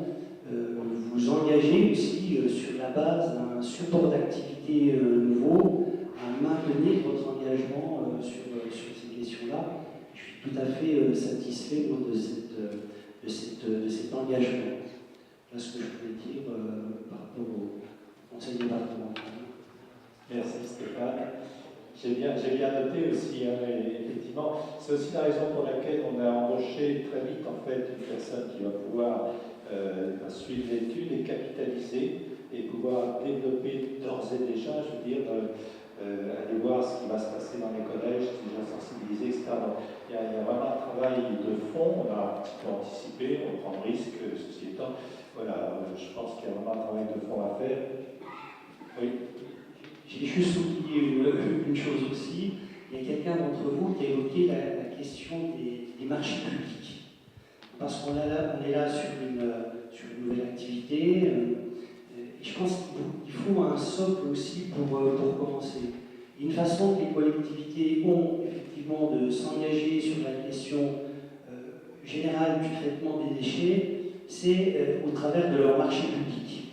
Vous avez parlé tout à l'heure de la clause. Ça fait longtemps qu'au niveau du conseil départemental, on inscrit des clauses d'insertion dans l'ensemble de nos marchés publics, qu'ils soient des marchés de travaux, des marchés de services. Aussi, il y a la question environnementale qui est traitée. Elle a été traitée notamment au travers du plan Collège Nouvelle Génération. Aussi, elle est traitée sur d'autres marchés. Par exemple, le marché de restauration du centre administratif départemental, il y a une clause qui est liée au traitement des déchets. Alors, l'entreprise attributaire de ce marché a tellement bien travaillé en amont, on avait prévu un composteur, je ne sais pas si on appelle ça comme ça, un compost, pour traiter un certain nombre de déchets. Ils ont tellement bien travaillé en amont qu'il n'y avait quasiment plus rien à mettre dans le compost. Donc c'est un exemple pour vous dire que, effectivement, dans le cadre des marchés publics, ça peut être un formidable effet levier à ce type d'activité. Ça permet aussi de faire le lien, me semble-t-il, parfois avec les entreprises dites classiques qui sont sur le marché. Je sais que tu attaches beaucoup d'importance à cette question-là, juste titre. Merci Stéphane. Effectivement, le côté humain est important dans ce que tu dis. Il est important aussi parce que ce sont des changements de comportement, il ne faut pas se leurrer. On n'est pas simplement sur la technique, du tri, etc. À la base, c'est quand même des changements de comportement. Et les changements de comportement, c'est l'humain. Il faut qu'on travaille sur l'humain, avec ce paradoxe que mieux on travaillera et moins on aura de déchets. Donc, quelque part, il faut investir, mais sachant que le dimensionnement d'investissement doit tenir compte aussi de ce travail de diminution des déchets, bien entendu. Quelqu'un veut prendre la parole? Juste pour confirmer ce que dit monsieur, la métropole du Grand Nancy aussi, on inclut systématiquement des clauses d'insertion dans nos marchés, dans tous nos marchés publics. La Maison de l'Emploi reçoit systématiquement, donc pour relecture et je dirais pour pouvoir y proposer des clauses, donc tous les marchés qui sont publiés. Il faut juste faire attention aussi, parce qu'on a pu avoir une fois une discussion avec la personne de la Maison de l'Emploi qui voulait absolument mettre des clauses d'insertion d'office sur tous les marchés. Il faut quand même aussi que ces clauses d'insertion ne viennent pas mettre au chômage des gens qui étaient sur les postes. C'est-à-dire qu'on a l'obligation, déjà dans tous les... Là, si je parle des marchés des déchets, on a l'obligation, donc il y a une obligation de reprise du personnel déjà, et il semblerait quand même un peu paradoxal de mettre au chômage des gens qui ont un emploi pour les remplacer par de l'insertion. Donc on est par contre, nous, on incite très fortement donc, tous les prestataires avec lesquels on travaille à réfléchir, à mettre en place de l'insertion dès qu'il y a une nouvelle activité qui se développe. C'est vraiment dans cette optique-là qu'on travaille. Et les biodéchets, par exemple, qui sont une activité aujourd'hui qui n'existe pas en termes de collecte, c'est vraiment quelque chose sur lequel on va pouvoir inciter à mettre en place de l'insertion. Tout ce qui nécessite, je dirais, des moyens qui sont... qui ne nécessite pas de gros moyens en termes de matériel, c'est quelque chose sur lequel on va pouvoir mettre de l'insertion. Merci. C'est vrai qu'il y a vraiment quelque chose à construire, hein, il n'y a rien de fait. C'est aussi la présence du RQS, de l'Université de Rennes, de réfléchir, de construire, de voir comment ça va s'articuler avec l'existant. Il ne s'agit pas de venir perturber l'existant pour créer quelque chose de remplacement. Hein. Donc c'est vraiment ce travail que nous souhaitons engager avec l'ensemble des partenaires, nous avec notre modeste part. Mais on souhaite également se positionner, non pas simplement comme exécutant, mais aussi comme participant à la réflexion autour de ces enjeux sociétaux et socio-économiques, je dirais, quelque part. Voilà, si vous n'avez pas de questions, je vais passer la parole à Jean-Marie Morel pour conclure cet après-midi. Je tiens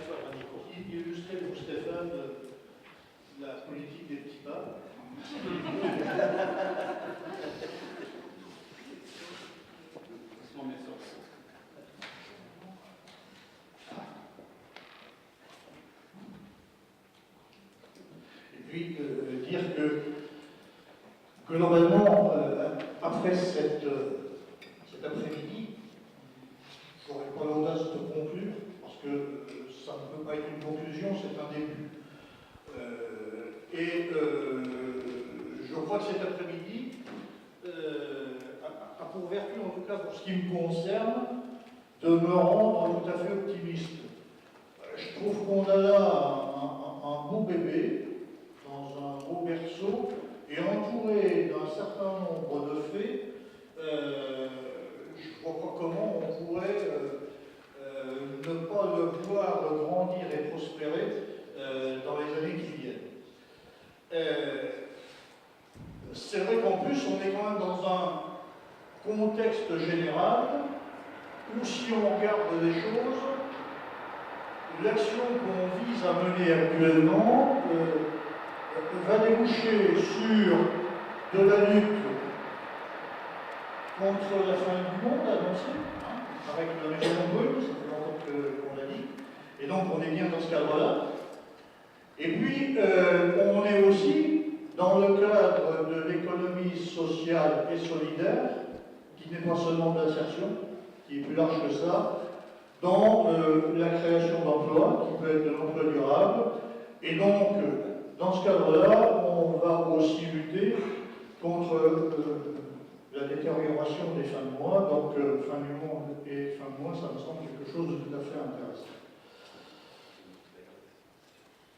Alors bon, je pense que c'est important de pointer là maintenant quelques éléments structurés qui nous donnent confiance dans la capacité de notre association Réciprocité de créer, avec l'appui de ses partenaires, un nouveau pôle d'activité dans le domaine des biodéchets. Je veux quand même rappeler là, rapidement que cette année, Réciprocité va fêter son 20e anniversaire. Et comme je ne peux pas non plus oublier que j'ai des attaches quasi viscérales avec notre partenaire Arevia, je veux vous dire aussi que notre partenaire Arevia, il va en 2020 fêter son 100e anniversaire. Donc, je crois que c'est important, ça a été dit, la temporalité, le temps, l'expérience, c'est quelque chose d'important pour asseoir dans la durée une activité. Alors je reviens sur la réciprocité. Réciprocité en 20 ans a quand même en lien très étroit et presque fonctionnel avec la ville de Nancy, la métropole maintenant, monter un certain nombre d'activités tout à fait particulières, innovantes, adaptées, et on a monté, on a abandonné. Donc on est sur une association qui est effectivement et qui a l'habitude d'innover et de créer. Voilà, donc, tout ça pour dire que je crois qu'effectivement on est là au départ d'une nouvelle aventure qui me semble quelque chose de tout à fait qui réunit toutes les chances de réussite. Donc ce que je voudrais, c'est ici maintenant remercier celles et ceux qui ont permis la réussite de cette journée. Notre projet, il est sur la bonne voie. On est sur une dynamique partenariale, on appelle ça collaboratif maintenant. Donc ça fait 30 ans, 40 ans que je fais du collaboratif, je ne le savais pas, mais c'est très bien. Collaboratif, partenarial, ça me va très bien. L'association a su déjà financer, mobiliser des financements. D'abord, il faut le redire parce que c'est à l'origine de toute cette action, l'Oreille Active qui a été à l'origine du DLA, qui a été le déclencheur. Et aussi le département, donc, qui nous a apporté cette avance remboursable, qui nous permet de mettre les choses en route. La demande de FDI auprès de la Direct est en cours et nous espérons une réponse positive pour qu'on puisse effectivement concrétiser le financement des études techniques. L'association prépare encore, je le redis, une demande auprès de la région Grand Est dans le cadre de son appel à manifestation d'intérêt initiative territoriale. Je pense, après ce qu'on a entendu cet après-midi, que cette demande sera recevable et qu'elle trouvera une issue positive dans les meilleurs délais, parce que là aussi c'est nécessaire. Nous sommes allés chercher des compétences extérieures. Inédit Conseil, bien sûr, la coopérative GECO, la société Ecovalide. Et c'est vrai que c'est quelque chose qui est essentiel, parce qu'on voit bien qu'au-delà de la simple question nécessaire du traitement des biodéchets, et bien tout ça, c'est pas seulement, comme on peut peut-être l'imaginer, du bricolage, ce sont de véritables métiers. On est bien dans des actions qui nécessitent une professionnalisation, une professionnalité, et on ne peut pas se contenter de la peu près. Donc, on est allé les chercher, ils sont à nos côtés, il faut qu'on puisse continuer ensemble à avancer, à expérimenter ce qui sera nécessaire pour nous faire avancer. Même chose avec l'Université de Rennes qui, là aussi, nous semble un accompagnement utile, nécessaire et incontournable pour nous. Et on est bien dans ce cadre-là. Enfin, après le travail que nous avons fait en interne du processus d'élaboration d'un profil de poste, nous avons embauché Émilie, que nous connaissons bien depuis quelques années, et nous savons qu'elle sera en capacité de faire concrètement avancer les choses, de développer les contacts, les relations qui nous permettront très concrètement de mettre en œuvre ce travail. Parce que c'est vrai que l'environnement est intéressant, que la nécessité elle est là, mais c'est vrai aussi que maintenant, devant nous, nous avons à mettre en place le boulot que vous évoquiez tout à l'heure, que ce soit dans les Vosges ou en Moselle, qui est de mettre en place concrètement les solutions très concrètes aux problèmes que nous avons rencontrés et à la manière de traiter ces biodéchets. Enfin, en conclusion, au nom de l'association, je voudrais adresser quelques remerciements. Tout d'abord, je m'associe à Jacques pour adresser à Philippe Frémaux tous nos vœux de rétablissement et un bon courage pour ceux qui lui tombent dessus. Merci à l'association Aurélia pour son partenariat, son accueil et la mise à disposition de la salle et du matériel. Merci à Inédit Conseil et tout particulièrement à Jacques Parent, dont on ne dira jamais assez à quel point son intelligence des situations, son dynamisme et sa ténacité a été ont été précieuses dans cette démarche. Merci aussi à Christian, à Najat, à toute l'équipe, aux intervenants et aux partenaires que nous avons mis en évidence sur ce panneau. Voilà. Et merci enfin, Madame la vice-présidente du Conseil départemental, d'avoir été avec nous cet après-midi.